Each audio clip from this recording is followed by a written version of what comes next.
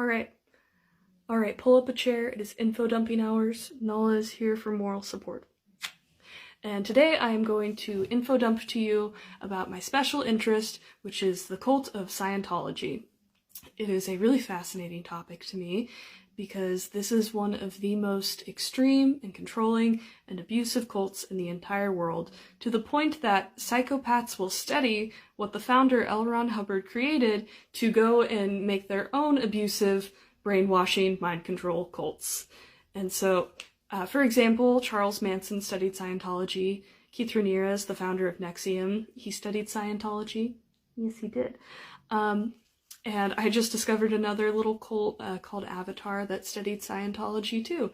And there are dozens of cults like this that just completely copycatted this one. So most cults use like 1 to 3 control tactics to keep its members within their grasp, whereas Scientology uses like a dozen at least. So it's a really interesting group. They actually conducted the largest infiltration of the FBI in US history. I'm going to talk about that. I'm going to talk about the insane coup that happened when the founder died and how David Miscavige completely took over. I'm going to talk to you all about the history of this insane group. But today I'm going to start at the beginning, which is when the founder L. Ron Hubbard started well, he wrote a book before he started the cult. The book was written in 1950 and it was called Dianetics, the Modern Science of Mental Health. And he actually pitched this to the psychiatric community as a alternative to counseling and psychiatry, but they all laughed in his face because it was complete nonsense. And later, he actually wrote into the doctrine of his religion that psychiatrists were evil aliens from the planet Farsec, and I think that that is really petty and really funny. So what did he do after it was rejected by psychiatry? Well, of course, the natural next step is to make it into a cult instead. So that's what he did. In the 1960s, he founded Scientology and started a self-help cult, which he called a religion, but really this was only to keep that sweet, sweet religious protection. So when you join Scientology, you start at the bottom of the bridge to total freedom, which are the different levels of courses that you take in Scientology. And in the beginning, you are just doing like simple communications courses, stuff that you could like get in therapy, like pretty generic, helpful things. He actually stole a lot from other religions, and he took all these good parts of all of these different groups and he stole them and put them in the entry levels so they could have a way to hook new members. But as you keep going, the courses get more expensive, they start to indoctrinate you more, they start to brainwash you, and you start to lose it a little bit. But at first it's just a simple communications course. Eventually, you do make it up to the point of clear, which is like half or 2/3 up the bridge to total freedom. So this is pretty high up. You lose your reactive mind, according to L. Ron Hubbard. And the reactive mind, according to him, was kind of like in Freudian psychology, the id. It's like the most aggressive, reactive part of your brain. And apparently if you do Scientology enough, it gets rid of that. And after that, you can do the OT levels. There are 8 of them. It stands for Operating Thetan, and Thetan means spirit. So at this level, it has progressed from communication course to now you are exercising spirits from your body, and people go insane on these levels. They like psychosis will come on, they'll start hearing things and seeing things and hallucinating, because this is just designed to make you completely lose your mind. So I'll be talking more about this. Please stay tuned. Hi, my name's Kim, and today I'm going to infodump to you more about Scientology. This has been my hyperfixation for like the past 6 months, and I have done extensive deep dive research into this. And this is like reason 2365 why Scientology is horrible. It's an awful thing. And that reason that I'm going to talk to you about today is why they hate psychiatry. They actually believe that psychiatrists are evil aliens from another planet sent to infiltrate Earth. And the reason for this, I think, is really funny. It's because the founder of Scientology, L. Ron Hubbard, wrote in the 1950s, his first book, his first cult-related book, the Dianetics, the Modern Science of Mental Health. And he actually thought it was going to revolutionize the world of mental health. And so he pitched it to the scientific world in the field of psychiatry, and they all laughed in his face. And so that's when L. Ron Hubbard decided that psychiatrists are now the enemy, and all Scientologists hate psychiatry. They're scared of it. They think that it should be abolished forever. Mental health professionals should not exist. This actually led to the death of a woman in 1975. So for backstory, this woman she was a Scientologist, and she had gotten into a car wreck, and she was discovered walking across the road naked and having a complete and total psychotic break, probably caused by Scientology, because that's what it does to people. So she was taken to the hospital, where she was going to be transferred to a psychiatric ward, where she needed to go. But when you join Scientology, you sign a contract in the beginning that gives them the right to take you out of the hospital if you are going to be put in psychiatric treatment, and take you to the Fort Harrison Hotel. And they put her in solitary confinement for 3 weeks. They gave her hardly any food. She's hallucinating. She's having delusions. She's completely losing touch with reality. And they are not equipped to handle this. They're literally keeping her in solitary confinement. That's probably making it 10 times worse. So 3 weeks goes by, and they take her to the hospital, and she dies on the way. She dies on the way, probably due to starvation. And Scientology covered this up hugely. They did not want this to get out. So, yeah, Lisa McPherson was a victim to this anti-psychiatry point of view that they have.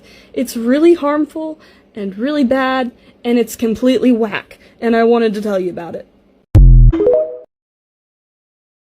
Hello, my name is Kim, and today I'm going to be ranting to you about how Scientology indoctrinates its children. This is a topic that I'm pretty hyperfixated on, and we'll link some sources down in the comments. So the first way is through its educational system. If a child in a classroom does not understand a concept, let's say they're reading something from the founder, L. Ron Hubbard, and they say, "What the heck does this mean?" Instead of explaining the concept, they will have to go backwards through the text until they find a word that they cannot define for the instructor, look it up in a dictionary, read all the definitions, write them down, memorize them, and then if they still don't get the concept after that, they just have to repeat and keep going and keep defining words for the instructor. The instructor will not explain the concept to them.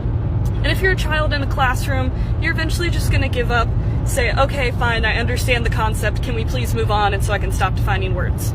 And in my opinion, this teaches children to just accept at face value things that they don't understand, and to not think critically about them because it's too much work. Another way that they indoctrinate children is by assigning a numerical value to every emotion that you can have. This teaches children to repress emotions, because if they're feeling things like anxiety, fear, doubt, these are all really low-ranking feelings. And so they're going to repress these because they think that these feelings aren't coming from them. They're coming from their reactive subconscious mind, basically. So anytime you tell a child that their feelings are not coming from them, they're coming from some outside scary force, that's not going to do well on a child's mind. This is all coupled with the fact that Scientologists see every human as a godlike spiritual being who is bound to a mortal body, and this includes children, so children are a lot of times treated like fully grown adults. Also, another way that they abuse children, because the list goes on, they use child labor. You can join staff at 12 years old in Scientology. And if their parents are on staff, a lot of times the children will get separated from their parents and be raised in a daycare apart from their family. So this has been how Scientologists indoctrinate their children. Daily reminder to not join a cult. Fun fact, did you know that the founder of Scientology, L. Ron Hubbard, probably had something called Geschwin syndrome, which is a more recently discovered seizure disorder that affects your temporal lobe. So when you have the seizures, instead of affecting like your physical body, it would more affect your personality and your behavior. So the symptoms are religious extremism, which makes a lot of sense. A lot of people start to think that they're God, and hypographia, which is excessive writing. And L. Ron Hubbard like holds the record for like the most published works, I heard. I've also heard that he wrote like 130,000 words a month, so just crazy. And a lot of it is incoherent nonsense because L. Ron Hubbard was batshit crazy. Another symptom is hyposexuality, and this also makes sense because L. Ron Hubbard was really unique in the fact that he did not have sexual motivations as far as we know for starting this cult. There are some stories of him having some girlfriends like earlier in his life, but by the time he was starting Scientology, he was like in his middle ages to late middle ages, and he, as far as we know, did not sexually abuse any members, and he even had like a little brigade of like young teenage servants, which is super weird. They were all like his personal assistants that like went and exacted his will. He seemed to like these young teenagers because they were really influenceable and not necessarily so he could prey on them sexually, as far as anyone has come out and said. Now, with that, I also wanted to let you guys know that my special interests have kind of been shifting lately, and maybe it's because Scientology is now become more of a mainstream topic, and for some reason that really is a huge turnoff to me. I like studying things that are really a lot more niche and unknown about. Tell me if any of you are like that too. I have a really hard time jumping on anything trendy because I want to feel like I'm doing my own thing, whether it's subconscious or not. But anyway, my special interests have been going in more of a science route. I'm really enjoying studying biology and evolution and archaeology and like space. It's just really fascinating to me, but I still am like interested in cults. It's just not like a special interest, like an obsession anymore, you know? Like I haven't been deep diving into that as much. However, I do still know like a lot about it, and like any sort of interesting tidbit or conversation can totally reignite that special interest. Special interests don't really go away, they kind of just become dormant until something reawakens them, if that ever happens. And if it never does, then they'll always just kind of be special to me, and I'll always just have a lot of knowledge in my head if it ever does come up in conversation.